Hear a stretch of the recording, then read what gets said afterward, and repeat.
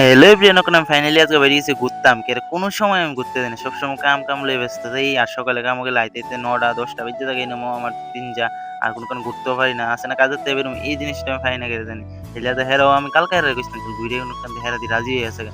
আরে এরা রাজি হইছে পরের দিনে বলে যাইবো। দেরি আমি কই ২-৩ দিন আমি কাজ করলেই পরে কেউ আমার পরে আইলে পরে আর কাজে লইতো না। এরকম কাজে লোক না লোক ছোঁয়া লাগে। তারপর আইয়া পড়ছি আমরা তিনটা মনে টেনশন হয়। এনথেকে আমরা টিকেট কিনে স্টেশনে উঠতে যাবো গা। রেল হয়ে পড়ছি উঠতে গেছি। আমরা পৌঁছতে কালকে দুপুর হয়ে যাবো গা। দুপুরবেলা হইতে যাবো মনে আশা করি। তারপর দেন না সবাই বইয়ে বোরিং হয়ে যেতেছে। এখানে খাইলে কোনো সাথে দেরি আছে। দেখো